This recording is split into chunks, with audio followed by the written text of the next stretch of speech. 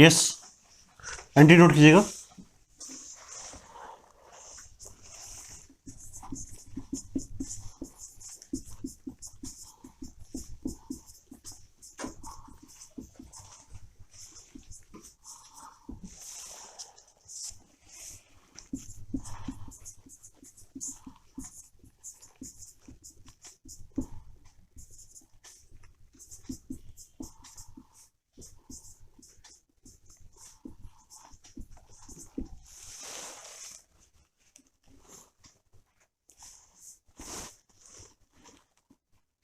बताइए इसमें क्या एंट्री आप पास करेंगे।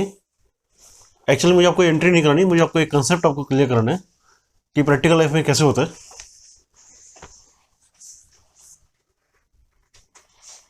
Yes, try to maintain the entry. नहीं, देखिए इसमें आपको एक मैं आपको एक कंसेप्ट आपको क्लियर कर दूं। Instead of moving to routine process, हम लोग क्या करते हैं, आपको देखिए क्या कर रहा है कि मोहनलाल को कैश वापस किया जा रहा है ऑफ 25,000 अगेंस्ट चेक रिसीव। मैं आपको ये बता दूं क्या चीज़ होती है ये।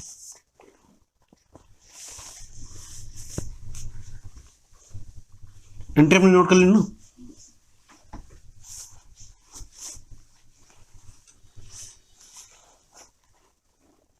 देखिए एक पर्सन है मिस्टर एक्स, उनकी बैलेंस शीट है एज ऑन 31/3/2020 की।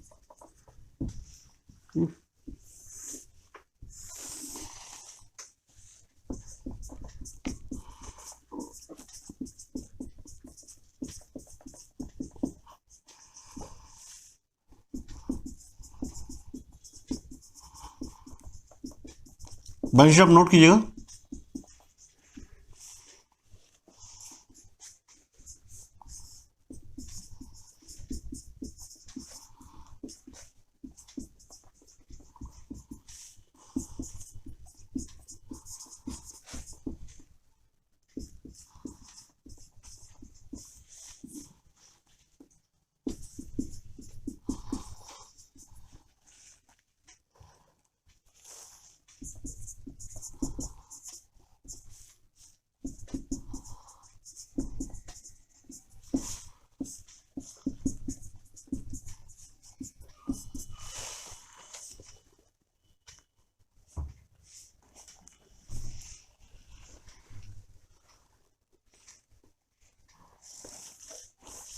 ठीक है, मिस्टर वाई ने इनको अप्रोच किया।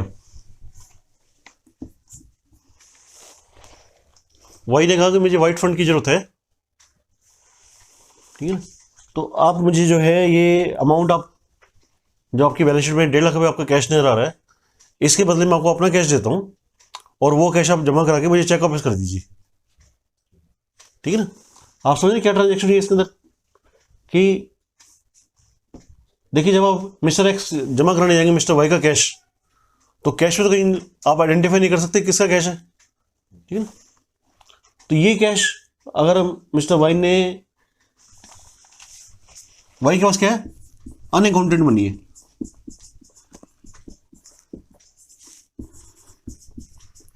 पहले हम सीक्वेंस लिखते थे। ठीक है ना, इसने अप्रोच किया एक्स को,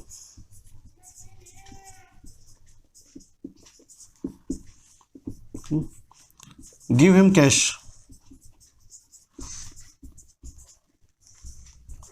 ओन जो उसका अपना कैश था वो उसने दिया एक्स को, to X, and X deposited cash in his bank account and give a cheque to Y for ₹1 lakh. इसने क्या किया कि ये जो मिस्टर वाई ने जिनके पास अकाउंटेंट मनी थी, उन्होंने कैश दिया मिस्टर एक्स को, एक्स ने कैश अपने बैंक अकाउंट के अंदर जमा कराया और वाई को एक चेक दे दिया। जब ये कैश बैंक के अंदर जमा हो जाएगा तो मिस्टर, बताइए इसमें क्या क्या फर्क पड़ने वाला है इसके अंदर, ये आपने नोट कर लिया। ठीक है ना, वाई के पास अनअकाउंटेड मनी है जो उसने अप्रोच किया एक्स को, उसको अपना कैश दिया और ये कहा कि आप अपने अकाउंट में जमा करा दीजिए और मुझे चेक वापस कर दीजिए, ठीक है।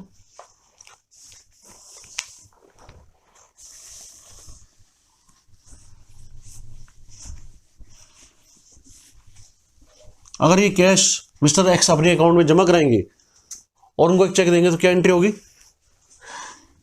मिस्टर एक्स की बुक्स देखिए पहले तो।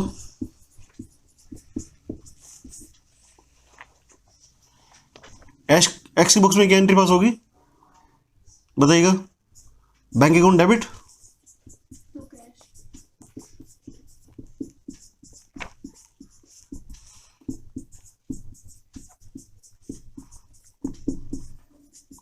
ठीक है। जब ये आपका अकाउंट जो है उसके अंदर आपका कैश जमा हो जाएगा तो आपका जो बैलेंस बढ़ जाएगा, ठीक है। 1 लाख आपके अकाउंट में जमा हो जाएगा। अब आप क्या करेंगे, एक चेक दे देंगे वाई को, वाई अकाउंट डेबिट,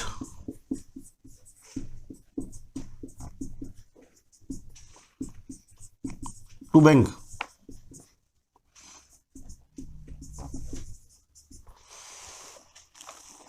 यही तो एंट्री होनी चाहिए भाई। उसने क्या किया कि अब ये जो एक्स कैश इसका बुक्स में था 1.5 लाख रुपए। अब देखिए जब इसने वाई ने एक्स को कैश दिया अपने वाला, उसे जमा करा दिया, तो कैश से तो हम आइडेंटिफाई नहीं कर सकते ना किसका कैश है ये, ठीक है ना। तो क्या हुआ कि वाई की जो अनअकाउंटेड मनी थी वो एक्स के अकाउंट में जमा हो गई और फिर उसने एक चेक ले लिया।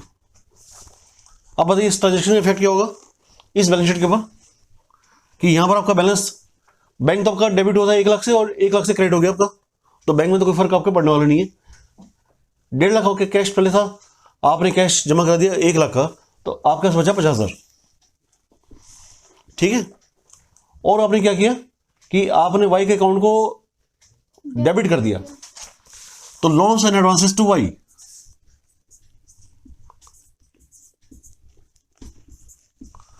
ये कितना हो जाएगा 1 लाख रुपए, ठीक है। और बैंक आपका वाई के अकाउंट हमने देखिए, हमने इस चारों ट्रांजैक्शन का इफेक्ट हमने ले लिया बैलेंस शीट के ऊपर।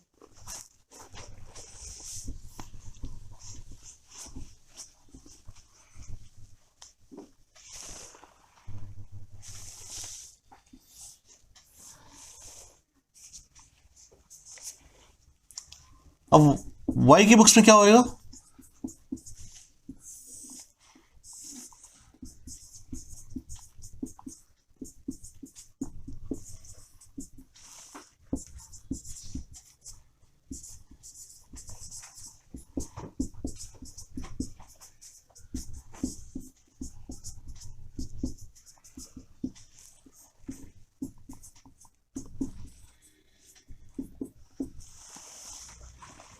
ठीक है।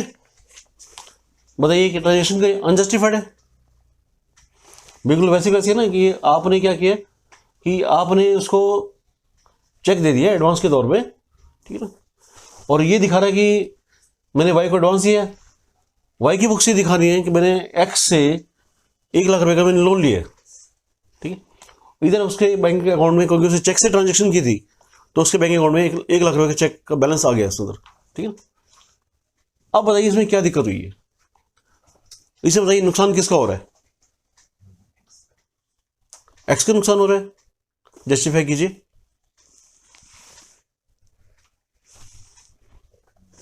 इन दो बैलेंस शीट को पढ़ने के बाद आप बताइए कि who is at the losing side, पढ़ के बताइए, क्योंकि ये लैंग्वेज आपके सामने लिखी हुई है। वाई का नुकसान हो रहा है क्योंकि इसमें ये शो हो रहा है ना कि वाई पे लोन लायबिलिटी है और मतलब कि एक्स ने वाई को पैसे दिए हैं। ठीक है, बिल्कुल, उसमें क्या दिक्कत है, ट्रांजेक्शन तो यही कर रही है, इसमें नुकसान वाली बात क्या पर है, कहाँ पर है? तो फिर वाई दोबारा उन्हें पे करेगा। भाई देखिए जैसे ने क्या किया कि अपना कैश देके उसे एक चेक ले लिया, क्यों, तो रिवर्स कर दे, उसमें क्या दिक्कत? जब उसका इसमें वाइट फंड नहीं है but in future he may be having white funds, वो चेक वापस कर देगा और कैश ले लेगा, उसमें क्या दिक्कत है? नुकसान कहाँ हुआ? तो ऐसे तो किसी का नुकसान नहीं। यस, क्या नुकसान लगा नजर आ रहा है आपको किसी का? हो गया ना, क्या चीज? सर लोन नहीं हो गया, वाई पे लोन खड़ा हो गया 1 लाख। हाँ बिल्कुल खड़ा हो गया, बिल्कुल, क्योंकि उसने पैसा लिया है वहां से, सारी ट्रांजैक्शन आपकी बैंक के थ्रू हुई है, तो देर इज नो डाउट इसके बैंक अकाउंट में 1 लाख रुपए आ गया इधर bank account debit to loan account हो गया, और इधर इसने दिखा दिया कि मैंने एडवांस पे किया है यहाँ पर। तो इसमें नुकसान किसका हो रहा है बताइए? मैं तो आपसे पूछ रहा हूँ, नुकसान किसका है? नुकसान आपका प्रीमा फेसी इस बैलेंस शीट में लिखा हुआ है, बताइए, पढ़ के बताइए कहां दिक्कत आ रही है, क्यों मैं कह रहा हूं कि नुकसान हो रहा है किसी का? इसका नुकसान नहीं हो रहा क्या, एक्स का? उसके बाद से वाइट फंड कम हो गए, कैश बैलेंस कम हो गया। यस, कन्वे कीजिएगा मैसेज, आप जो चीज समझते हैं ठीक वो बताइएगा। सर कैश बैलेंस कम हो गया लेकिन उसने लोन दे दिया। ठीक है, लायबिलिटी कहां से बढ़ जाएगी, एसेट बढ़ जाएगी इसकी। और लोन भी उसने बैंक से ही लिया है। एडवांस है ना, डेबिट साइड में है। जो उसके पास कैश था वो उसने बैंक में डिपॉजिट करा दिया। और वाइट देखिए अब उसने क्या किया कि उसका जो 1.5 लाख रुपए कैश था और वो बच के सिर्फ 50 रुपए रह गए, ठीक है। उसके बाद अपना जो कैश है वो कम हो गया, उसने वाई का पैसा लिया और अकाउंट में जमा करा दिया। पैसे में तो आप कहीं डिफरेंशिएट नहीं कर सकते, ठीक है। मैं आपसे पूछ रहा हूँ कि इस ट्रांजेक्शन के अंदर नुकसान किसका हुआ है? क्योंकि देखिए हमें ये सब चीज़ें प्रैक्टिकल लाइफ में होती हैं, तो we are suppose to get knowledge about. Capital में तो कहीं छेड़खानी हो ही नहीं रही, कैपिटल तो एज इट इज स्टैंड कर रही है। कैपिटल में सही कहाँ फर्क पड़ा? मैं आपसे पूछना चाह रहा हूँ कि अगर इसने अपना कैश जमा करा के इसको लोन दे दिया तो कुछ टाइम बाद ये रिवर्स भी कर देगा, ये इसको अपना चेक दे देगा और कैश वापस ले लेगा, तो उसमें नुकसान कहाँ पर है? किसी का नुकसान भी नहीं है। नहीं, मैं ये कह रहा हूँ कि नुकसान है इसमें वाई का। अब जस्टिफाई कीजिए कैसे नुकसान है उसको।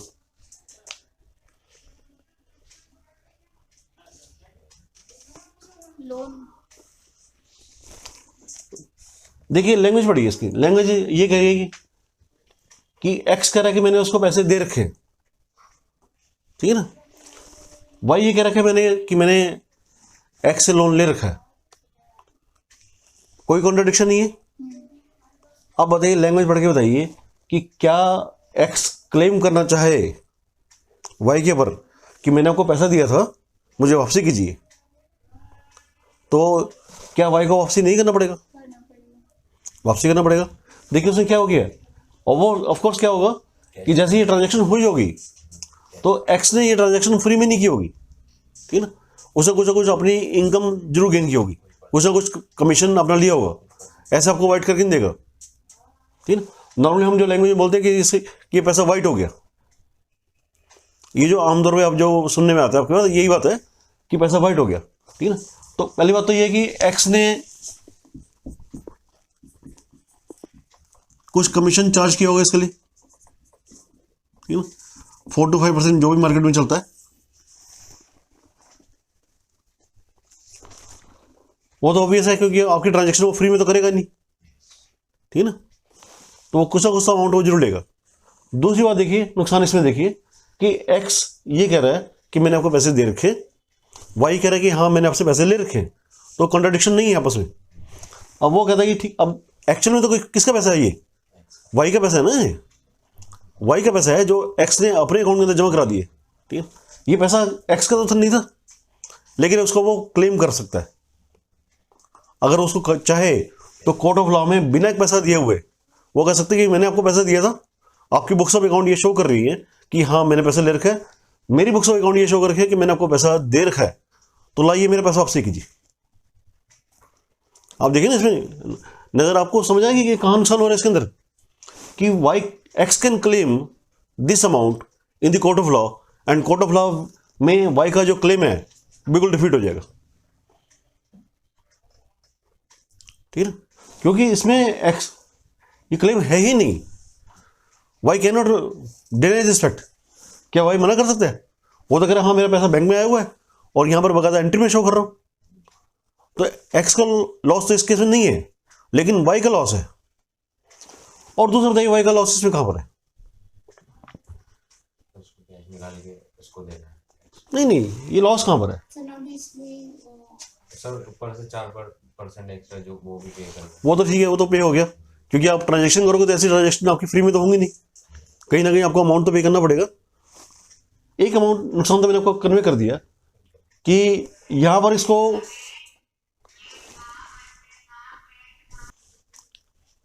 ठीक है, एक नुकसान बिल्कुल अपेरेंट है, दूसरा नुकसान आप बताइए इसमें कहां पर है और किसका है।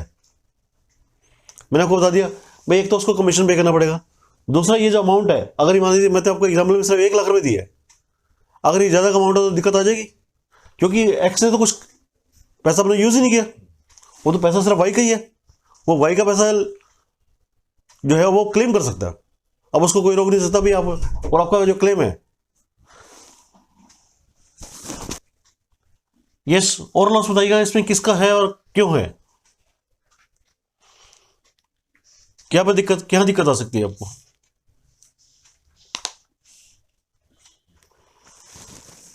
जस्ट आइडेंटिफाई कीजिएगा the mistake has been committed and by whom। देखिए आपको ये जो पर्सन आपको वाई जो उसका पैसा दे रहा है, एक्स को पैसा जो दे रहा है, ऑब्वियस उसके पास अनअकाउंटेड मनी तो है, ही माइट बी कहीं ना कहीं वो डिफिकल्टीज उसके लिए और भी होंगी कि अपने फंड्स को या तो टैक्स पे नहीं करता होगा, अपनी सेल डिस्क्लोज नहीं करता होगा, कहीं ना कहीं डिफिकल्टीज तो उसको और भी होंगी, ठीक है, जिसके चलते हुए ये शो कर रहा है कि मैंने लोन ले लिया। अब देखिए इसका लोन का ट्रीटमेंट क्या होगा बताइए। अगर मैं इस लोन को वापसी नहीं करता, एक कंडीशन, दूसरी कंडीशन ये है कि मैं लोन को काफ़ी टाइम बाद वापसी करता हूँ, ठीक है, तो बताइए इसमें उलझन कहाँ पर आएगी। उलझन ये बार आएगी कि आपकी जो वाई की बुक्स में जो लोन स्टैंड कर रहा है इसको वापसी नहीं करते या कुछ टाइम बाद वापसी करते हैं, और इस बीच में आपका असेसिंग ऑफिसर आपसे आपके केस स्क्रूटनी में डाल देता है, तो क्या करेगा वो, उनसे ये ट्रांजैक्शन आपकी एक नहीं होगी, ठीक है ना, इस टाइप की ट्रांजैक्शन आपकी और भी होंगी, तो उन सभी जिनसे जो लोन अकाउंट है उन सबको नोटिस भेज देगा इनकम टैक्स ऑफिसर कि इस लोन की वेरिफिकेशन कराइए, ठीक है। जब वेरिफिकेशन आप कराने जाएंगे तो वेरिफिकेशन में क्या होता है कि आपको सेक्शन 131 के अंडर आपको एक नोटिस भेजा जाता है फॉर पर्सनल अपीयरेंस। आप बताइए क्या एक्स जाके कन्वे कर देगा यस मैंने इसको लोन दिया, जबकि इसको पता कि फेक ट्रांजैक्शन है, ठीक है। भाई इनकम टैक्स ऑफिसर का अगर आपके पास नोटिस आ जाएगा तो you want be comfortable at all. आप ये खुशी खुशी नहीं कह सकते हाँ मैं कोई दिक्कत वाली बात नहीं मैं चला जाऊंगा, क्योंकि उसका इंटरेस्ट कहाँ पर है, सब 4 या 5% का बस। इस 4 या 5% के पीछे वो इतनी मुसीबत मोल लेने की तैयार होगा कि इनकम टैक्स ऑफिस में चक्कर लगाएगा। एक कंडीशन हो सकती है कि वो आपके ऑफिस में जाकर कंफर्म कर दे, ठीक है ना, तो कोई दिक्कत वाली बात नहीं है। लेकिन अगर वो कंफर्म नहीं करता, उस लोन को वेरीफाई नहीं करता कि हाँ मैंने पैसा दे रखा है, तो क्या हो जाएगा आप बताइए उसमें केस में क्या होने वाला है।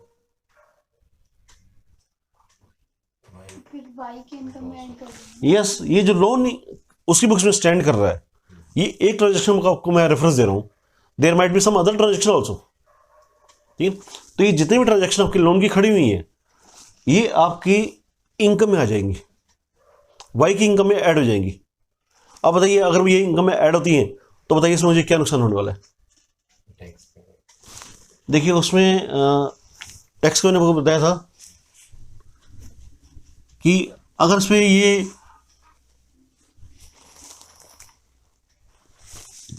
ये आपको ट्रीट किया जाएगा सेक्शन 69 के अंदर कैश क्रेडिट, ठीक है, और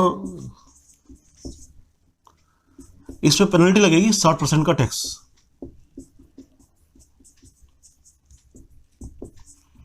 इसका फ्लैट रेट है, ठीक है ना। आप देखिए आपने ट्रांजैक्शन कितने की 1 लाख की, और ये 60% तो उसका इनकम टैक्स है, स्पेशल रेट ऑफ टैक्स है इसके ऊपर, 100 to 300% का वो पेनल्टी है, वो पेनल्टी है। मतलब that is the tax which are suppose to pay on this transaction.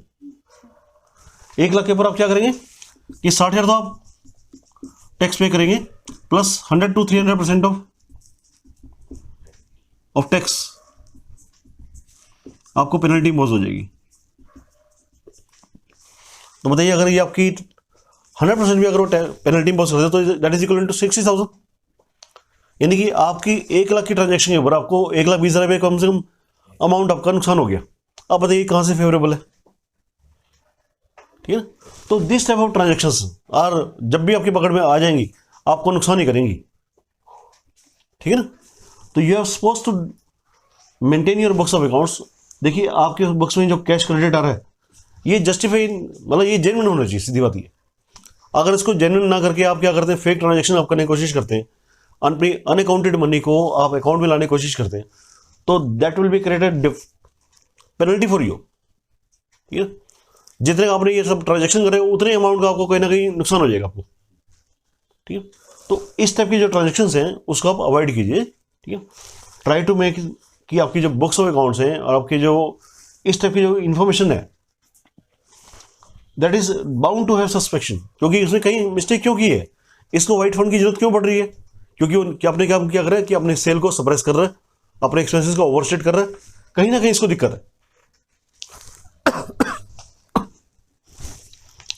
Hopefully you understand the concept, ठीक है ना। नेक्स्ट क्वेश्चन नोट कीजिएगा। सॉल्यूशन यही कि आप ऐसी ट्रांजेक्शन मत कीजिए। नहीं, जो एंट्री आपने मोहनलाल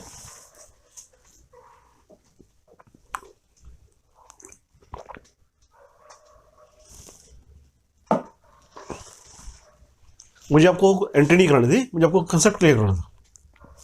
आपने क्या किया, मोहनलाल को आपने चेक दे दिए। जब मोहनलाल को आप चेक देंगे तो मोहनलाल के अकाउंट को आप डेबिट कर देंगे,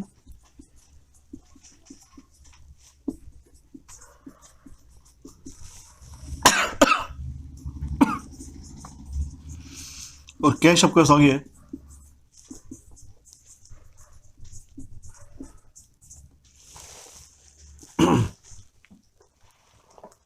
तो कैश उससे ले लेंगे।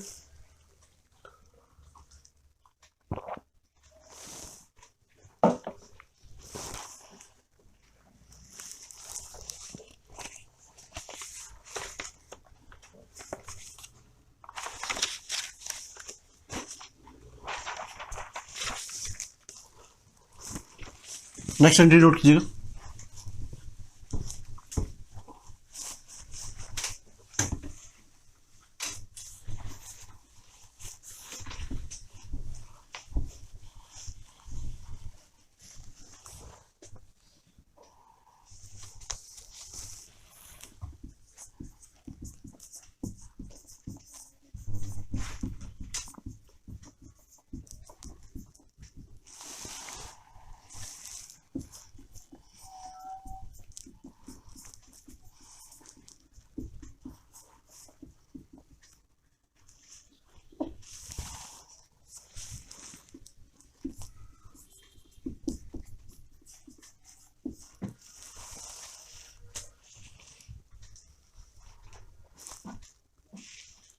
बताइए कौन कौन से अकाउंट इसके अंदर अफेक्टेड हो रहे हैं। Furniture, hmm, repair and maintenance.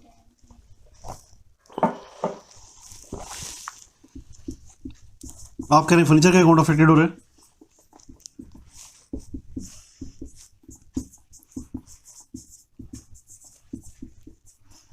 नहीं सर, एक ही सिर्फ है। फर्नीचर नहीं होगा, रिपेयर होगा और कैश होगा। ठीक है, बात की बात मैं एडमिट कर लेता हूँ, लेकिन क्यों नहीं होगा, ऑफिस में उससे क्या फर्क डाला। सर रिपेयर कर आ रहे हैं, मतलब फर्नीचर में हम्म, कुछ एडिशन, एक्स्ट्रा एडिशन थोड़ी ना करा रहे हैं। ठीक है। देखिए मैंने आपको कंसेप्ट आपको इसलिए बताया कि आप कैपिटल एक्सपेंडिचर को जो हम बुक्स पे कैपिटलाइज करते हैं, मैंने बताया ना कि ये जो भी हम पढ़ रहे हैं that's totally logical which has been given in accounting standards as well as in income tax act, कि हमें एसेट को हमने कैसे कैपिटलाइज करना है, ठीक है। You have to think about this कि यहाँ पर देखिए हम क्या कर रहे हैं कि हम रेवेन्यू एक्सपेंडिचर कर रहे हैं, तो उस रेवेन्यू एक्सपेंडिचर को हम कैपिटलाइज नहीं कर सकते, ठीक है। अगर मैं कैपिटल एक्सपेंडिचर को रेवेन्यू करता हूँ, रेवेन्यू को मैं कैपिटलाइज कर देता हूँ, तो देयर में भी डिफरेंस आपका क्या होगा, आपका प्रॉफिट लॉस जो पिक्चर शो बनेगी आपकी वो गलत बनेगी, और आपकी जो बैलेंस शीट की जो पिक्चर है वो भी आपकी गलत स्टेट होगी, ठीक है ना। तो यहाँ पर आपने सिर्फ रिपेयर किया है, फर्नीचर का आपको कोई इससे फर्क नहीं पड़ना। आपने फर्नीचर को रिपेयर किया है तो फर्नीचर अकाउंट आपका यहाँ पर अफेक्टेड नहीं होगा, ठीक है। रिपेयर कौन सा खर्चा बताइए, नॉमिनल अकाउंट है, ठीक है ना। डेबिट ऑल एक्सपेंसेस का रूल लगा देंगे हम यहाँ पर। कैश कौन सा अकाउंट है? Real account. तो कैश आपको ये देखना कि मेरा आ रहा है कि जा रहा है। जब मैं पे कर रहा हूं तो मेरे पास से कैश जा रहा है, तो मुझे क्या करना है? Credit card goes out.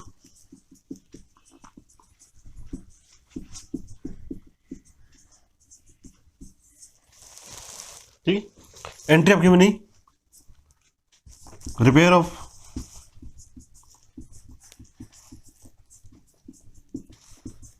Office furniture account debit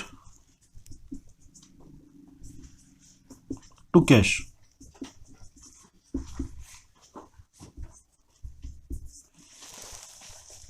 ठीक है, नेक्स्ट एंट्री नोट कीजिएगा।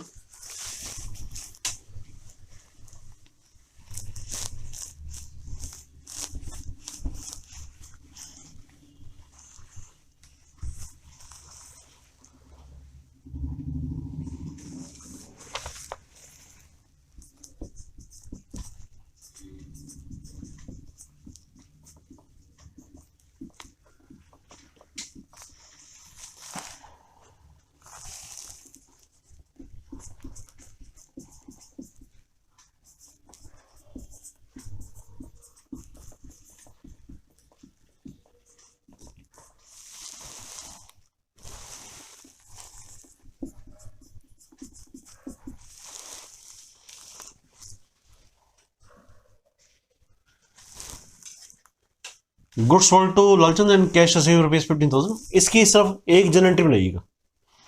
You are suppose to pass only one single journal entry and pass not two separate entry. Sale account debit sale account debit, ठीक है। To पहले बताइए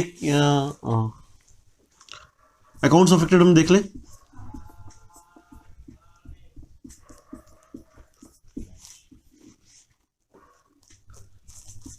sale account आप कह रहे हैं, सेल या गुड्स कुछ भी लिख सकते कोई होती है, वो तो सेल ऑफ गुड्स ही होता है। हैं। लालचंद लालचंद के अकाउंट भी अकाउंट, ठीक है। बताइए, सेल हो गया रियल, कैश हो गया रियल, सेल आपका रियल अकाउंट हो गया, ठीक है। ट्रांजैक्शन हो गया पर्सनल।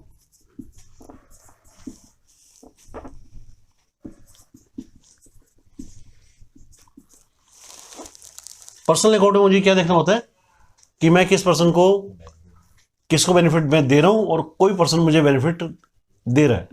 जिस पर्सन को मैं बेनिफिट देता हूं उसके अकाउंट को अपनी बुक्स ऑफ अकाउंट के अंदर मैं डेबिट कर देता हूं, और जो पर्सन मुझे बेनिफिट देता है उसके अकाउंट को मैं अपनी बुक्स ऑफ अकाउंट के अंदर क्रेडिट कर देता हूं।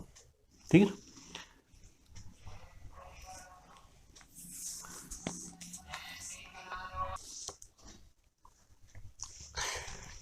यस, इस केस में आप आइडेंटिफाई कीजिएगा। You have to prepare a single journal entry and what kind of account are really affected here. Sir sale account debit, sale account debit कैसे हो जाएगा? क्योंकि हम सेल अकाउंट कैसे डेबिट हो जाएगा? सेल क्या चीज है? प्रॉपर्टी मेरे पास से जा रही है, डेबिट कैसे हो सकता है? तो गुड्स रिटर्न होंगे तब डेबिट होगा ना। तो सेल में मेरा जो cash account debit, credit out goes out का रूल एप्लीकेबल होगा ना। कैश आपके सारा है, debit out comes in, real account है। और लालचंद एक पर्सनल अकाउंट है, तो डेबिट द रिसीवर।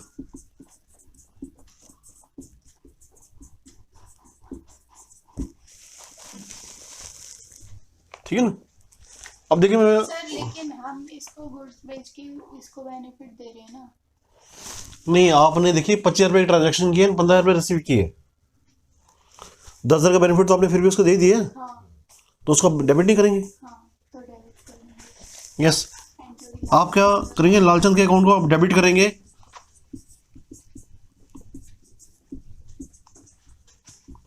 10,000 से, कैश आप डेबिट करेंगे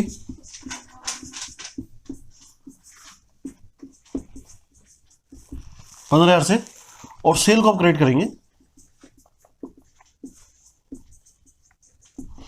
भाई सामान तो मेरे पास से जो चला गया वो तो 25,000 रुपये का था ना। ठीक, तो इसलिए देखिए मैं आपको, अब आप इसे लैंग्वेज से पढ़ के क्लियर आइडेंटिफाई कर पा रहे हैं कि लालचंद जो है उसका जो अकाउंट है मेरी बुक्स ऑफ अकाउंट के अंदर डेबिट स्टैंड करेगा ऑन फॉर रुपीज 10,000। ठीक है, कैश मेरे पास आ चुका 15,000 और मैंने जो सेल कर दी है वो 25,000 की कर दी। बिल्कुल। देखिए, जब तक आप इस लैंग्वेज को आप नहीं पढ़ना सीखेंगे, लैंग्वेज को आप तभी पढ़ पाएंगे जब when you know the exact meaning. Business का आप नहीं कर पाएंगे, जो आप चाहे जो कुछ मर्जी कर लीजिए, अगर आप इसी मैनर में प्रोसीड करेंगे तो that will help you. Next entry आप नोट कीजिएगा।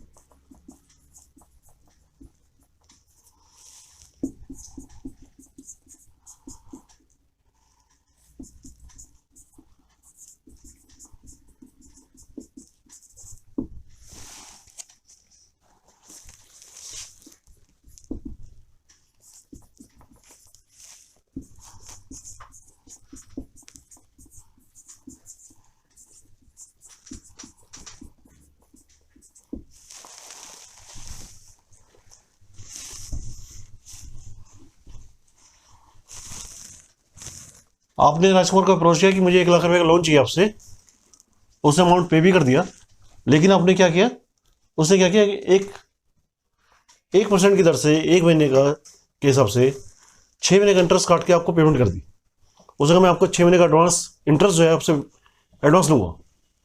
अब इस ट्रांजेक्शन में भी आपने सिर्फ एक ही गारंटी बनानी है। यस, बताइएगा कौन कौन से अकाउंट जो हैं इसके अंदर अफेक्टेड हो रहे हैं। राजकुमार, राजकुमार का अकाउंट अफेक्टेड हो रहा है, और interest on loan account affected हो रहा है। थर्ड अकाउंट ये तो ठीक है, और उससे आपको अमाउंट पे भी कर दिया भाई। देखिए, अभी अभी मान रहे हैं कि आपकी जो ट्रांजेक्शन है कैश में है, we are suppose not to discuss here the legality of the transaction. ठीक है, कैश अकाउंट भी अफेक्टेड हो रहा है। ठीक है, अब जरा एंट्री बनाइए सिंगल।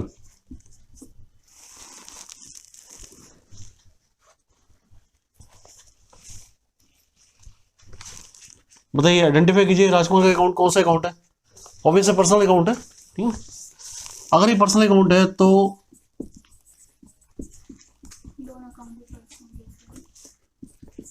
यहां पर कौन सा रूल लगेगा। पर्सनल अकाउंट में मैं उसको बेनिफिट दे रहा हूं या वो मुझे बेनिफिट दे रहा है। क्रेडिट की रूल लगेगा। ठीक है, साथ साथ आइडेंटिफाई भी करती है, रूल भी आइडेंटिफाई कीजिए। क्रेडिट गिवर रूल यहां पर लगेगा, और इंटरेस्ट ऑन नॉमिनल, ये तो आपका एक नॉमिनल अकाउंट है, आपका खर्चा है, तो डेबिट ऑल एक्सपेंसेस। ठीक है, ये बताइए, ये पर्सनल क्योंकि लोन पर्सन ही तो दे रहा है, कोई गिविंग ये लोन कोई पर्सन तो देगा को, तो पर्सन अकाउंट टू क्या करूं, क्रेडिट गिवर। क्यों दे रहा है ना, तो डेबिट होगा ना। क्या डेबिट होगा, अगर कोई पर्सन आपको बेनिफिट देता है तो आप अपनी बुक्स ऑफ अकाउंट के अंदर उसके अकाउंट को आप क्रेडिट कर देते हैं। हम दे रहे हैं ना बेनिफिट, तो received he paid the amount. आपने अप्रोच किया राजकुमार को, आपको राजकुमार से लोन मिल रहा है, दे नहीं रहे उसको आप, ही पेड द अमाउंट, अच्छा उसने पे किया है, हम पे नहीं कर रहे। ठीक है, तो मुझे बेनिफिट वो दे रहा है, राजकुमार बेनिफिट दे रहा है, तो पर्सनल अकाउंट है, जो पर्सन मुझे बेनिफिट देता है उसके अकाउंट को मैं क्या कर देता हूँ,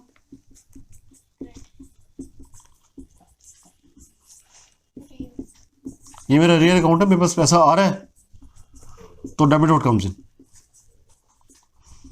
अब बताइए इसकी जर्नल एंट्री क्या होगी।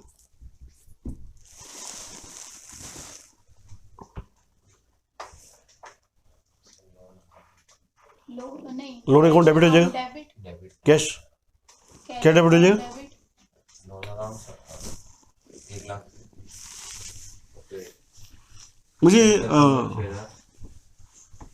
नहीं, कैश अकाउंट 1 लाख से थोड़ा डेबिट होगा सर। इसमें तो आपको 6,000 रुपये का इंटरेस्ट देखना है। का इंटरेस्ट डिडक्ट होके फिर इंटरेस्ट उसने क्या किया, आपको अमाउंट पे कर दी है, आपको अमाउंट पे कर दी है after deducting interest for 6 month, तो आपको बैलेंस कम ही तो मिलेगा। यस, कैश बताइए कितना आएगा।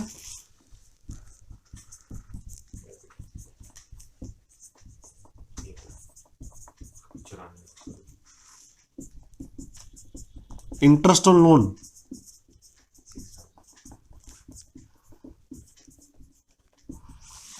अभी 2 क्रेडिट में बताइए, मैं कैसे काम करूं, किसका नाम लिखूं यहाँ पर। राजकुमार का। आपने इसको भी अफेक्टेड किया, लोन अकाउंट को भी। बट सर बात तो एक ही है ना, कोई भी पर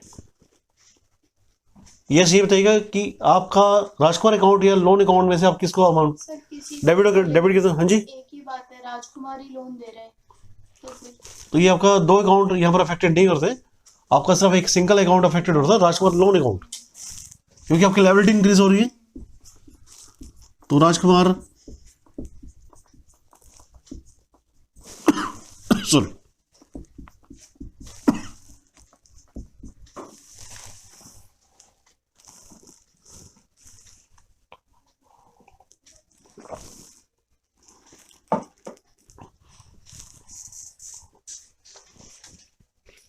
ठीक है। होपफुली आप जो अब तक चीज़ों को समझ चुके होंगे कि मुझे किस तरह से करना है।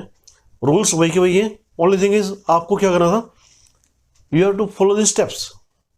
जब तक आप इन स्टेप्स को फॉलो नहीं करेंगे, आपकी जो जर्नल एंट्री है वो करेक्ट नहीं बनने वाली। नेक्स्ट एंट्री नोट कीजिएगा।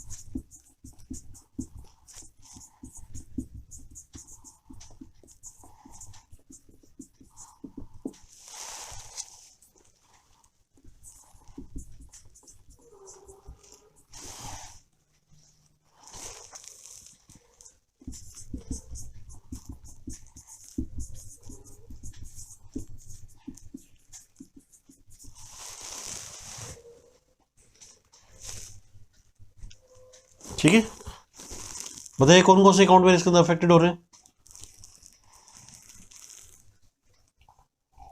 सर इंफॉर्मेशन बताइए इनमें से इनका नेचर क्या है, क्या चीज़ है ये, आप आइडेंटिफाई कर सकते ना कि all this account are nominal account. ठीक है ना, कैश कौन सा अकाउंट है, रियल अकाउंट है। तो जब मैं एक्सपेंस को मैं डेबिट करता हूँ तो nominal debit all expenses, nominal account का रूल। कैश यहाँ पर आएगा कि जाएगा, कैश क्रेडिट हो जाएगा, तो क्रेडिट वुड गोज आउट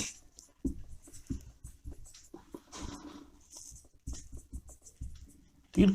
तो ऑल दीज एक्सपेंसेस और डेबिट कितना हो गया, ये 34,500 15 16 हो गया ना ये टोटल, 40 और 50 और 60 to cash.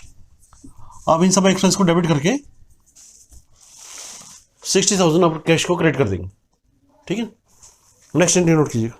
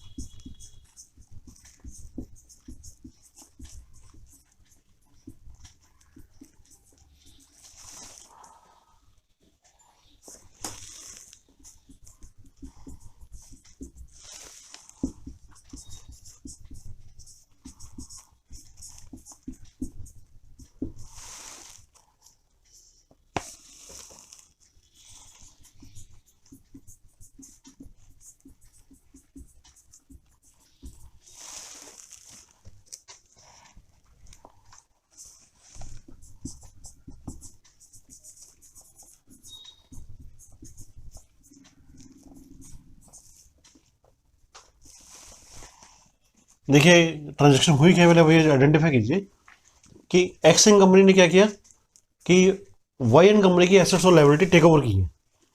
Y N company अपना बिजनेस बंद कर रही है, वो तो एक्सिंग कंपनी ने आपको अप्रोच किया कि आपकी जो एसेट्स हैं जो लायबिलिटी है वो टेकअप करता हूँ और उसके बदले आपको एक अमाउंट पे कर देता हूँ। ठीक है, जब अमाउंट पे करेंगे तो मैंने आपको ये 3 डिफरेंट आपको कंसिडरेशन आपको दे दी। ठीक है, और ये इन्फॉर्मेशन अभी बाकी है कि उसने क्या क्या एसेट्स लिए, क्या क्या लायबिलिटी ली है, वो आप नोट कीजिएगा। And you are suppose to pass the 3 different journal entry.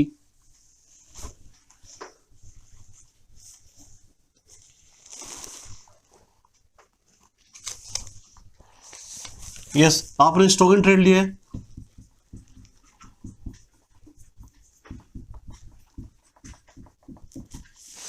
$50,000 का।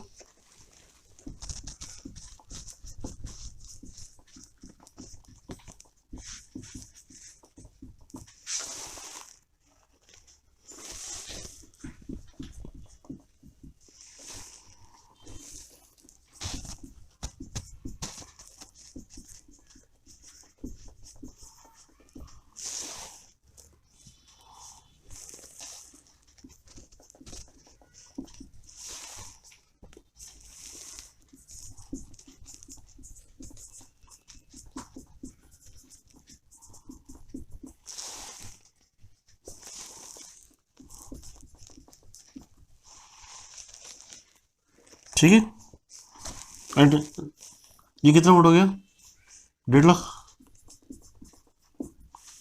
एंड सिंडिकेटर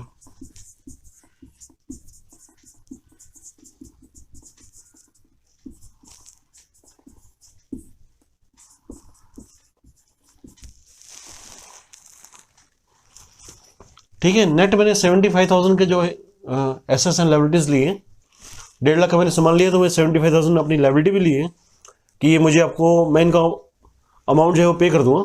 तो नेट उसने 75,000 एसेट्स ली और उसके बदले 3 पेमेंट के ऑप्शन मैंने आपको दिए कि 3 आपके पेमेंट ऑप्शन है, एक में 75,000, एक में 55,000, एक में 95,000।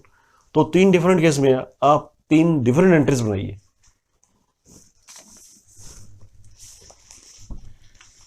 बुक्स ऑफ एक्सन कंपनी की आपने पास करना है क्योंकि एक्सन कंपनी ने ही परचेज किया है। यस, बताइएगा कौन कौन से अकाउंट इसके अंदर अफेक्टेड हो रहे हैं।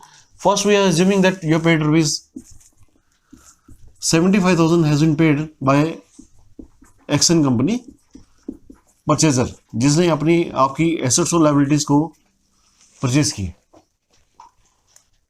ठीक है, यानी कि उसकी बुक्स में आ जानी चाहिए। बुक्स में बताइए क्या एंट्री पास करूंगा, मेरे पास क्या चीज आ रही है। अकाउंट अफेक्टेड बताइए इसके अंदर, ट्रांजेक्शन के अंदर। 75,000 की तो लायबिलिटी आ रही थी।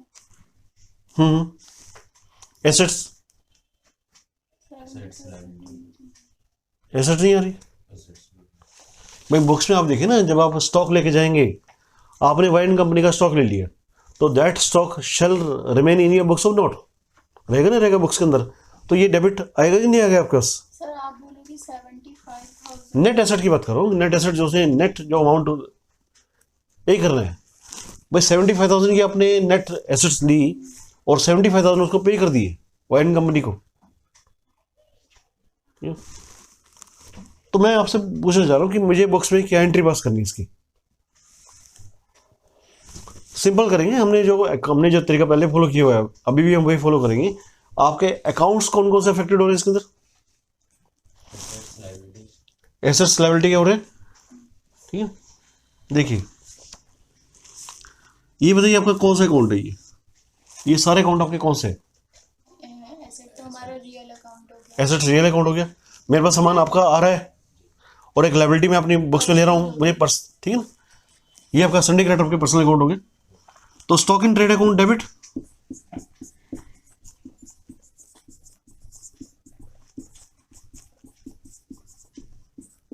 बाय 50,000, ठीक है ना। ये सब मेरे रियल अकाउंट है, डेबिट डॉट कम्स इन का रूल में अप्लाई कर दूंगा।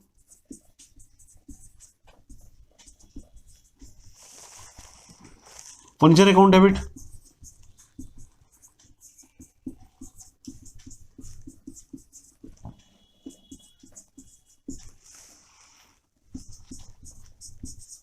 Debtor account debit. देखिए डेटर भी मेरे यहाँ पर पर्सनल अकाउंट नहीं है, ये मेरा रियल अकाउंट है क्योंकि मैं इसको एसेट की तरह परचेज कर रहा हूँ, ठीक है। I am acquiring A right and bill receivable,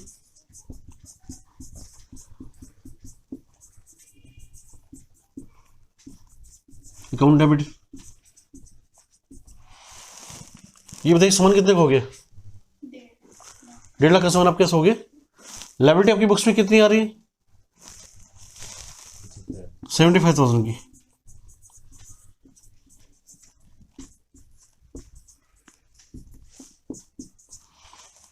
अब बताइए ये एंट्री थी आपकी बुक्स ऑफ एक्सन कंपनी, तो उसको वाईएन कंपनी को कितना अमाउंट पे करना है भाई। 75,000 का आपने अमाउंट ड्यू कर लिया, तो 75,000 तो आप पे करेंगे क्योंकि आपके डेबिट और क्रेडिट तो ये बराबर होना चाहिए।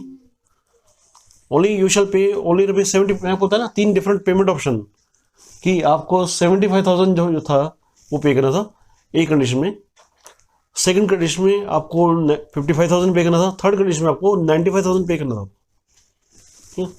तो मुझे फर्स्ट कंडीशन में क्या पे करना है, वाईएन कंपनी को 75,000 पे करना। तो वाईएन कंपनी का अकाउंट ड्यू हो गया कि उसने आपको बेनिफिट आपको दे दिया है, अपने एसेट्स आपको दे दी, ठीक है ना। फिर जब इसका पेमेंट आप कर देंगे तो वाईएन कंपनी अकाउंट डेबिट हो जाएगा, कैश बैंक आपका क्रेडिट हो जाएगा, ठीक है। जब उसका पेमेंट करेंगे तो उसका अकाउंट आप डेबिट कर देंगे,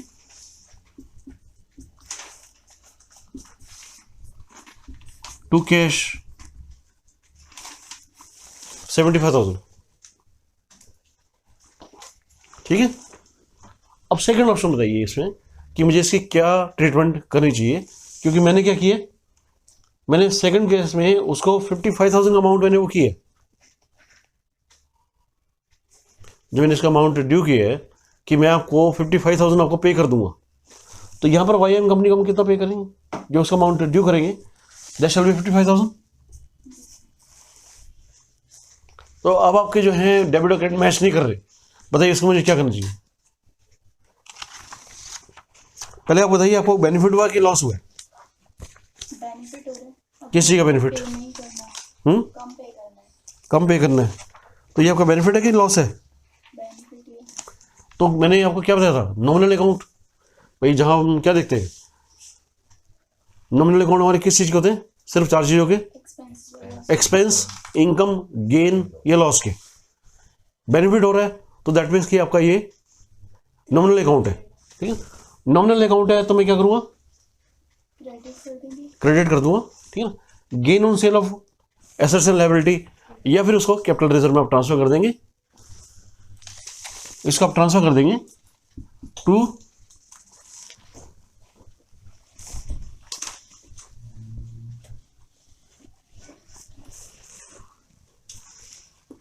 गेन। आपको कितने का हुआ है,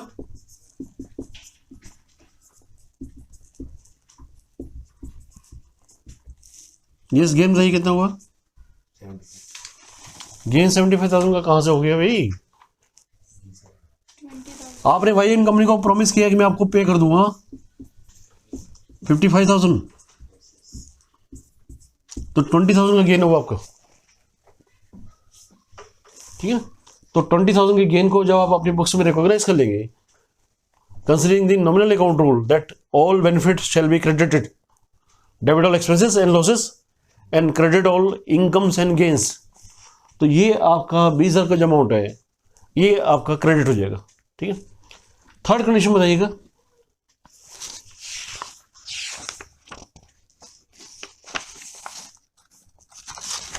इसमें हमें लॉस हो रहा है। लॉस, आपको लॉस हो रहा है तो क्या करूँगा? इन कंपनी को लॉस हो रहा है ना। किसका लॉस हो रहा है? 5,000 पे कर दिया वो। किसका लॉस? पहले तो लॉस बताइए किसको हो रहा है? Accent company. एक्सन कंपनी को, क्योंकि जो परचेज कर रहा है उसी का तो लॉस प्लस होगा। हम बुक्स ऑफ अकाउंट में एंट्री पास किसकी कर रहे हैं? एक्सन कंपनी की, ठीक है। अगर मुझे लॉस हो रहा है, मैं पे कितना कर रहा हूँ उसको? 95,000।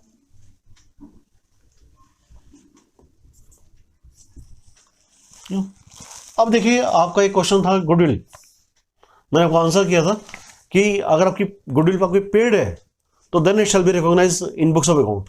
यहाँ पर बताइए मैं अगर मैं 95,000 पे कर रहा हूँ तो ये नुकसान है कि मुझे फायदा है? नुकसान है। लेकिन ये नुकसान मैं क्यों बेयर कर रहा हूँ? क्योंकि सामने वाले की गुडविल है, जिसका अमाउंट है उसको एक्स्ट्रा पे कर रहा हूँ, तो that shall be recognise as an goodwill.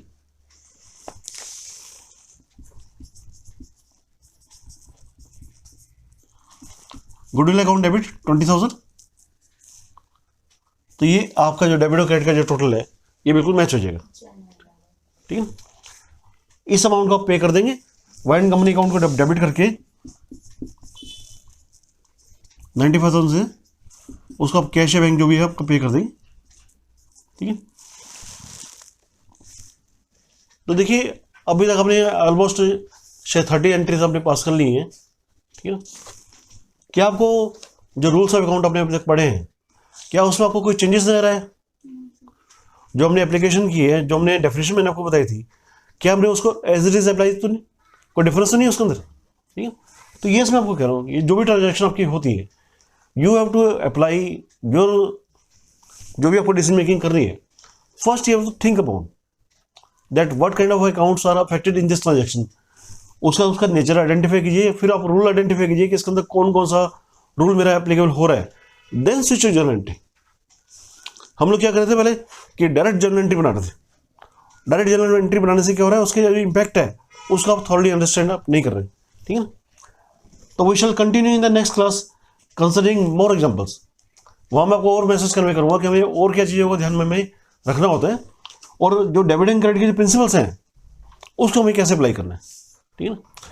In next class के बाद आपकी ये क्लास होगी, 2 क्लासेस होंगी इसमें, वो आपकी क्लास होंगी रेक्टिफिकेशन पे, कि अगर अकाउंट्स का काम करते हुए हमसे कोई मिस्टेक हो जाए तो how we are suppose to rectify the wrong impact, ताकि उसके जब अकाउंट्स में जो रॉन्ग इम्पैक्ट है, जनरेंटी अगर हमसे पास करते हुए गलती हो गई तो उसको हमने कैसे पास करना है, उसके रॉन्ग इफेक्ट को हमने कैसे रेक्टिफाई करना है, ये एस्पेक्ट भी हम साइड बाई साइड स्टडी करेंगे। ठीक है।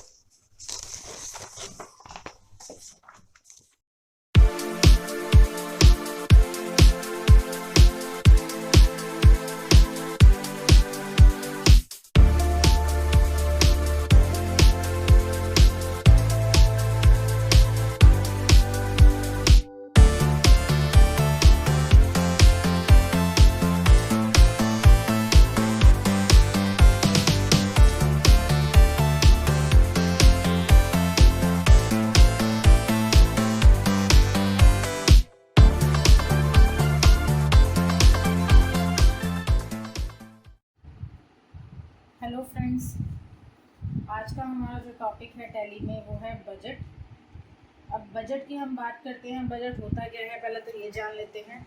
जैसे अगर बजट के नाम से आप लोग सब लोग फैमिलियर हो, हम लोग बजट किस लिए यूज़ करते हैं या हर साल हम लोग ये नाम सुनते हैं, बहुत ही कॉमन नेम है, बजट आने वाला है, बजट आने वाला है।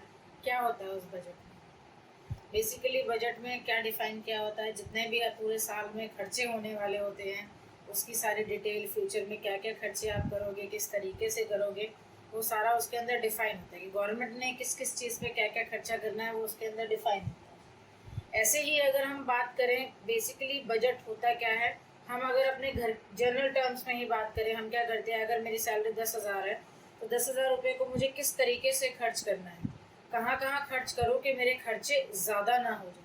हर किसी को अपने खर्चों पर लिमिट लगा कर चलनी होती है कि भाई जिसकी जेब में जितना पैसा होगा उतना ही खर्च करेगा।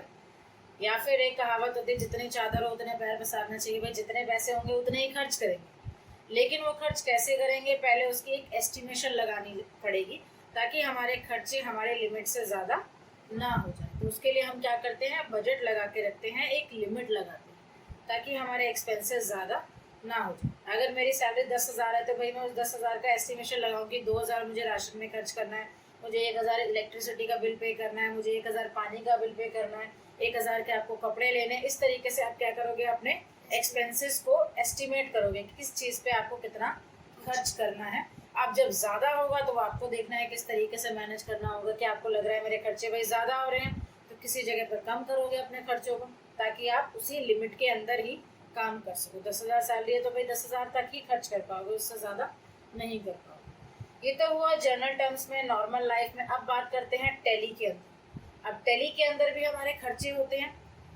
भाई खर्चे हैं तो खर्चों पर लिमिट तो लगानी पड़ेगी। जब तक हम खर्चों पर लिमिट नहीं लगाएंगे हमारा प्रॉफिट नहीं इंक्रीज होगा, ना हमारा प्रॉफिट आएगा। खर्चे करते जाएंगे, इनकम है नहीं, खर्चे करते जाओगे तो आपकी कंपनी तो लॉस में चली जाएगी।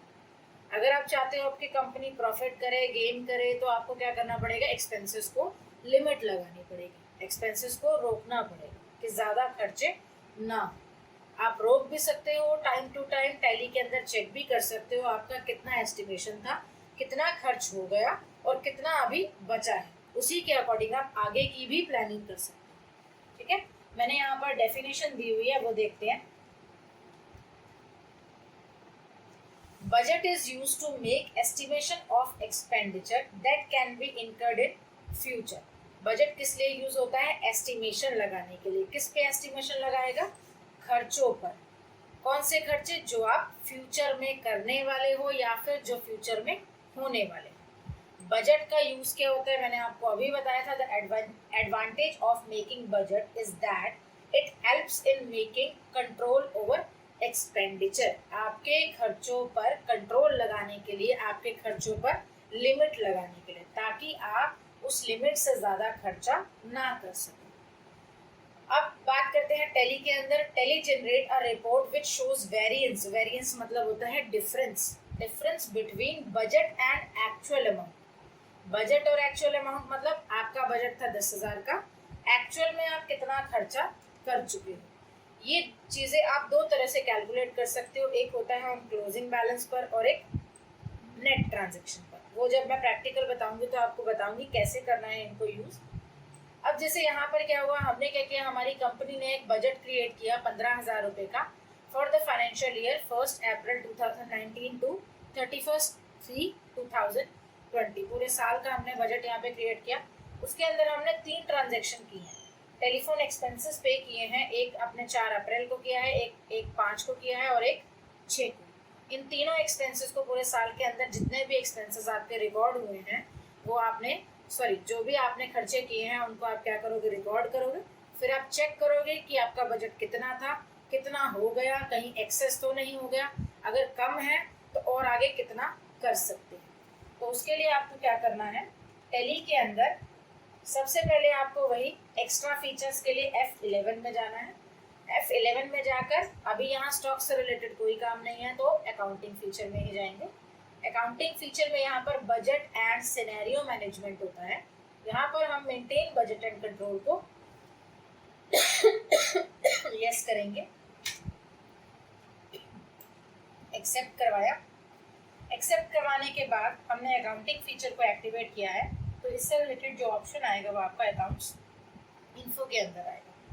अकाउंट्स इन्फो में जाकर बजट, अब सबसे पहले यहाँ पर आपको क्या करना है, क्रिएट करना है, बजट का एक नाम देना है। जैसे मैंने यहाँ पर बजट का नाम दे दिया बजट 2019 to 2020। आपसे क्या पूछता है, बजट का पीरियड, आप कितने से कितने टाइम पीरियड के लिए बजट लगा रहे हो। जरूरी नहीं है पूरे साल का लगा रहे हो, आप 6 महीने का भी लगा सकते हो, 1 महीने का भी लगा सकते हो, 3 महीने का भी लगा सकते हो।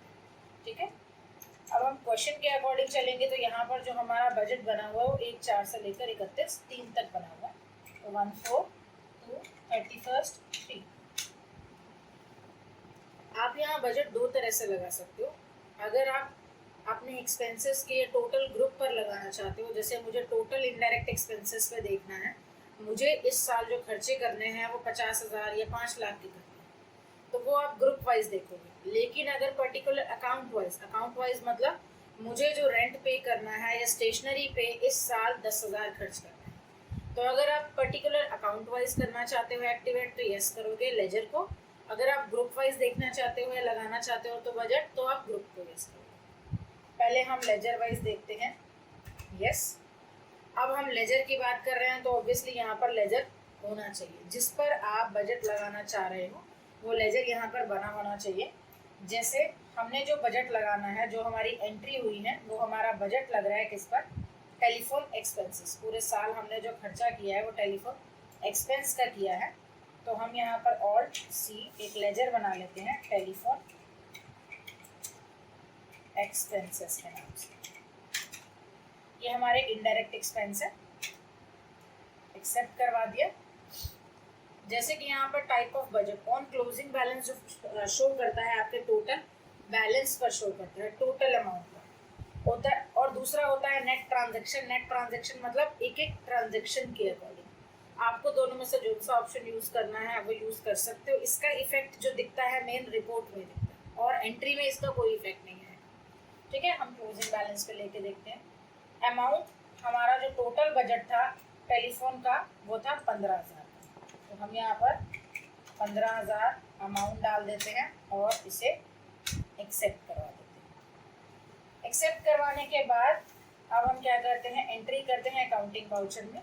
पहली एंट्री जो हो रही है, पहला जो टेलीफोन बिल पे किया है वो हमने 1/4 को किया है। F2 1/4 टेलीफोन एक्सपेंस आपने पे किया, कितना अमाउंट है, 1500 कैश के through.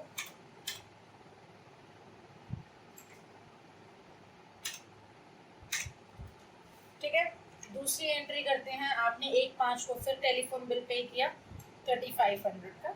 F2 1/5 telephone expense 3500, negative balance आ रहा है कैश का, इसका ओपनिंग बैलेंस हम डाल देते हैं 1 लाख। नेक्स्ट 1/6 को हमने फिर से टेलीफोन एक्सपेंस किया, टेलीफोन का बिल पे किया। F2 1/6 टेलीफोन एक्सपेंस कितना अमाउंट है, 5500 कैश के थ्रू आपने पे किया। ट्रांजैक्शन हमारी हो गई। अब हमें चेक करना है बजट कहाँ जाकर चेक होता है। बजट बेसिकली चेक होता है डिस्प्ले में। डिस्प्ले में जाकर सबसे पहला ऑप्शन आता है हमारा ट्रायल बैलेंस।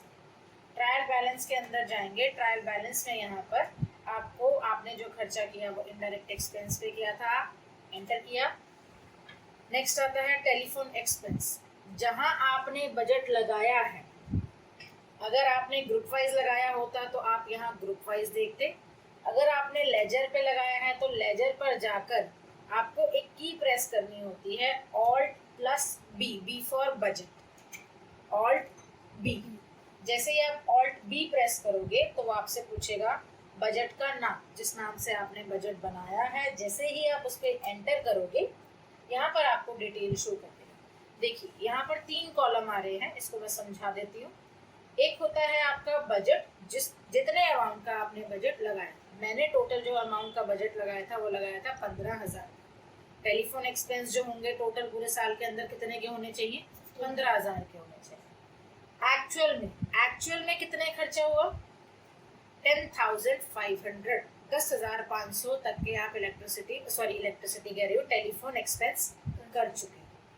उसके बाद क्या आता है? वेरिएंस। वेरिएंस मैंने आपको पहले भी बताया था थ्योरी में कि दोनों का डिफरेंस कितना आया? 45%। 45% मतलब 4500, इतना अमाउंट आपका बचा हुआ है। आप और एक्सपेंस कर सकते हो। आगे से आप एस्टिमेशन लगा सकते हो कि भाई अभी तो 3 महीने का खर्चा है, 3 महीने एक्सपेंस किया तो आपके लिमिट से ज़्यादा ही होने वाला है। आगे के जो 9 महीने हैं उसका आप एस्टिमेशन लगा के चल लो कि भाई मुझे कितना खर्चा करना है, 4500 तक ही करना है। इससे ज़्यादा करूँगी तो मेरा बजट एक्सेस हो जाएगा। यहाँ पर एक चीज़ और परसेंटेज में भी शो करता है। 15,000 का 70% आप यूज़ कर चुके हो, 30% रिमेनिंग है। 30% अभी और आप खर्च कर सकते हो। आप इसको डिटेल में देखना चाहते हो तो डिटेल में बजट 15,000 का था, मैंने क्लोजिंग बैलेंस पे बताया था। तो हर साल 15,000 के अकॉर्डिंग वो चलता जाएगा। और 10,500 में हमने क्या किया था? अप्रैल के महीने में 1500 का किया, मई में 3500 का और जून में 5500 का। टोटल हो गया आपका 10,500। इस तरह से आप बजट चेक कर सकते हो। यही काम अगर मैं ग्रुप वाइज करती तो वो कैसे करती? अकाउंट्स इन्फो में जाते हैं, वापस बजट के अंदर जाते हैं, इसे ऑल्टर कर लेते हैं। यहाँ पर हम ग्रुप को यस करते हैं। ग्रुप को मैंने यहाँ पे यस किया। अब मुझे किस ग्रुप पर बजट लगाना है? जैसे मुझे एक्सपेंसेस पर लिमिट लगानी है तो मैंने पूरे इनडायरेक्ट एक्सपेंस को डाला है, पर्टिकुलर किसी अकाउंट को नहीं डाला, मैंने पूरे ग्रुप पे। अब इनडायरेक्ट एक्सपेंस के अंदर चाहे सैलरी हो, चाहे रेंट हो, चाहे इलेक्ट्रिसिटी बिल हो, चाहे टेलीफोन बिल हो। ऑन क्लोजिंग बैलेंस यहाँ मैं टोटल जो इनडायरेक्ट एक्सपेंस करूँगी वो 1 लाख के करना चाहती हूँ। ठीक है, मेरी जो लिमिट है, पूरे जो खर्चे होने चाहिए वो 1 लाख तक के होने चाहिए। एक्सेप्ट। उसके बाद 1-2 एंट्रीज और पास कर लेते हैं। जैसे जून के बाद F2 1/7। अब डेबिट यहाँ पे करते हैं, Alt+C।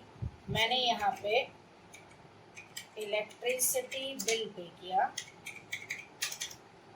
Indirect expenses, indirect expense, Ctrl+A। Electricity bill हमने पे किया 15,000 कैश के थ्रू। एक और एंट्री पास करते हैं, F2 1/4/8 की 14/8 की। यहाँ पर हम एक और एक्सपेंस करते हैं, वो करते हैं सैलरी। एम्प्लॉय को सैलरी पे की है, 12,000 सैलरी पे कर दी कैश। अब रिपोर्ट चेक करते हैं। रिपोर्ट आप चेक करोगे डिस्प्ले में जाकर, ट्रायल बैलेंस में जाएंगे। अब यहाँ आपको लेजर पर नहीं जाना। जैसे ही मैंने इनडायरेक्ट एक्सपेंस पे एंटर किया, यहाँ पर सारे दिखा दिए। इलेक्ट्रिसिटी बिल पे कितना खर्चा किया, सैलरी पे कितना खर्चा किया, टेलीफोन एक्सपेंस पे कितना खर्चा किया। बट अगर मैं यहाँ Alt+B करूँगी तो यहाँ आपको इलेक्ट्रिसिटी बिल या सैलरी, इलेक्ट्रिसिटी बिल सैलरी पे कुछ नहीं दिखा रहा, सिर्फ किस पे दिखा रहा है, टेलीफोन एक्सपेंस पे, जो मैंने लेजर वाइज दिखाया था। ग्रुप वाइज यहाँ कुछ नहीं शो कर रहा। ग्रुप वाइज देखने के लिए आपको ग्रुप पर, ग्रुप का नाम क्या है, इनडायरेक्ट एक्सपेंस, यहाँ जाकर क्या करना है, Alt B, Alt B enter. अब यहाँ देखिए आपका टोटल जो बजट था वो 1 लाख का था, जिसमें से 37,500 आप कर चुके हो, बाकी जो बचे हैं 62,500 अभी आपका रिमेनिंग है अमाउंट बजट का, अभी एक्सेस नहीं। ठीक है, अब एक्सेस हो जाएगा तो क्या होगा, एक्सेस हो जाता है तो यहाँ पर नेगेटिव में शो करता है। ठीक है, वो भी दिखा देती हूँ नेगेटिव में कैसे शो करता है। एक एंट्री पास कर देते हैं, जैसे आपने क्या किया, रेंट पे किया,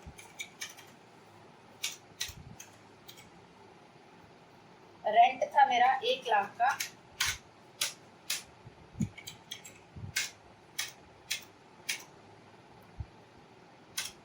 रेंट आपने 1 लाख का पे कर दिया। अब अगर हम रिपोर्ट देखेंगे तो रिपोर्ट में क्या चेंज होगा, ऑल्ट बी एंटर। बजट था मेरा 1 लाख का, यहाँ पर बजट कितना हो गया, 1,37,500, 1,37,500। आपका बजट लिमिट से ज़्यादा हो गया, 137.50, और यहाँ कितना दिखा रहा है, नेगेटिव में, नेगेटिव हो गया। अब आपको देखना पड़ेगा कि आपको अपने एक्सपेंसेस को किस तरीके से मैनेज करना है, या प्रॉफिट को कैसे एडजस्ट करोगे कि ताकि आपका लॉस ये कम हो। अगर प्रॉफिट है तो यहाँ पर आपको रिमेनिंग परसेंटेज दिखा देगा, अगर ज़्यादा हो जाएगा बजट तो यहाँ नेगेटिव में भी शो कर देगा। ठीक है, इस तरीके से आप बजट क्रिएट कर सकते हैं और टाइम टू टाइम रिपोर्ट भी देख सकते हैं।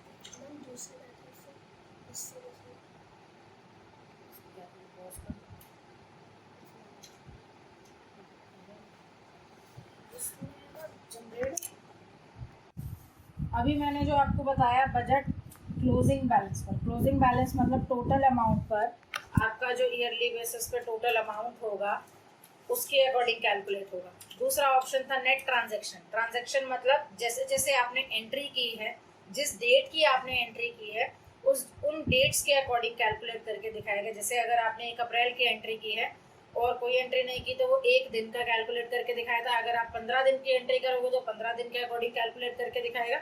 अगर आप पूरे मंथ की एंट्री करोगे तो पूरे मंथ के अकॉर्डिंग कैलकुलेट करके दिखाएगा। इसके लिए आपको क्या करना है, अकाउंट्स इन्फो में जाना है, बजट में यहाँ पर बजट क्रिएट कर लेते हैं। बजट 1 का नाम डाल देती हूँ। आप यहाँ पर ईयरली बेसिस पे कैलकुलेट करना चाहते हैं एंट्री को, एक एक दिन की एंट्री, ग्रुप वाइज या लेजर वाइज वो आप यहाँ यस कर दो। सेम वही जैसे आपने उसमें किया था इलेक्ट्रिसिटी, मैंने यहाँ पर एक लेजर बना दिया, electricity bill, indirect expense, on closing balance की जगह हम अब क्या यूज़ करेंगे, ऑन नेट ट्रांजैक्शन। यहाँ पर हमने जो बजट डाल दिया 5,000 का। अब जैसे जैसे आप ट्रांजैक्शन करोगे उसके अकॉर्डिंग आपको बजट चेक कराएगा, आपके एक्सपेंसेस कितने थे, कितने हो गए और कितने रिमेनिंग। ये 5,000 आपने डाला पूरे साल का। एंट्री करते हैं अकाउंटिंग वाउचर में जाकर F5। अब हम एंट्री करते हैं एक 4 की हमने एंट्री की, इलेक्ट्रिसिटी बिल। यहाँ पर हमने इलेक्ट्रिसिटी बिल पे कर दिया 2,000 का, कैश में पे किया। अब हम क्या करते हैं, रिपोर्ट जाकर चेक करते हैं। रिपोर्ट हम जाकर चेक करेंगे डिस्प्ले में जाकर, ट्रायल बैलेंस के अंदर, इनडायरेक्ट एक्सपेंस के अंदर हमने लेजर बनाया था इलेक्ट्रिसिटी बिल का, जिस पर हमने बजट बनाया था, जो चेक करेंगे ऑल्ट बी की। ऑल्ट बी एंटर किया। यहाँ पर अभी तक क्या दिखा रहा था, जैसे आपने 5,000 का बजट बनाया था, ऑन क्लोजिंग बैलेंस में 2,000 का खर्चा आपका हो गया, टोटल आपको जो रिमेनिंग दिखा देता था पूरे साल के अकॉर्डिंग, बाकी जो बच गया 3,000। अब यहाँ जो आपको बता रहा है वो कैसे बता रहा है, डे वाइज। आपने जो एंट्री की है 1 अप्रैल की एंट्री की, टोटल बजट था आपका 2,000 का, जिसमें से एक दिन का बजट कितना आया, 13.66। कैसे, कंट्रोल N, यहाँ पर हम चेक करते हैं, हमारा जो बजट था वो 5,000 का था, उसको डिवाइड करते हैं 365 से। एंटर किया, अमाउंट आपका आ गया 13.69 अप्रॉक्स, वही यहाँ पर उसने कैलकुलेट किया 13.66। 1 डे के अकॉर्डिंग ट्रांजैक्शन वाइज आपने 1 अप्रैल की एंट्री की थी तो उसने 1 अप्रैल के अकॉर्डिंग एक दिन की कैलकुलेशन 5,000 की एक दिन की बता दी, और आपने जो खर्चा कर दिया वो 2,000 तक का कर दिया एक दिन में। आपका जो टोटल बैलेंस बाकी जो दिखा रहा है वो आपका नेगेटिव में दिखा रहा है। ये हुआ ईयरली। अगर आप मंथली करना चाहते हो तो मंथली भी कर सकते हो। मंथली के लिए आपको क्या करना है, अकाउंट्स इन्फो में बजट में ऑल्टर कर लेते हैं। जैसे हम 1 अप्रैल से 30 अप्रैल तक का बजट लगा रहे हैं, एक्सेप्ट, इसी को ही चेक करते हैं। एंट्री में भी कुछ चेंज कर लेते हैं। अभी आपने जो एंट्री की थी 1/4 की, जैसे इस एंट्री को अब हम चेंज कर देते हैं 15/4 कर देते हैं। अब आप देखिए बजट पर क्या इफेक्ट पड़ता है, वो चेक करेंगे ट्रायल बैलेंस में जाकर। इनडायरेक्ट एक्सपेंस और बी, यहाँ पे देखिए 30 डेज के अकॉर्डिंग आपने जो कैलकुलेट की, पूरे महीने के अकॉर्डिंग कैलकुलेट कर रहे थे, और पूरे महीने में कितने दिन की, 15 दिन। बजट जो हमने लगाया था 5,000 का, आपने जो एंट्री की है वो कहाँ तक की है, 15 अप्रैल तक, मतलब 15 दिन के अकॉर्डिंग उसने बजट कैलकुलेट किया। पूरे महीने का 5,000 है तो 15 दिन का कितना हो गया, 2500, 2,500 हो गया। 2,500 आपका बजट था, 2,000 आपने खर्च कर दिया, 500 रुपये आपके रिमेनिंग। ये होता है आपका नेट ट्रांजैक्शन बिल। बजट की क्लास यहीं कंप्लीट होती है। Thank you.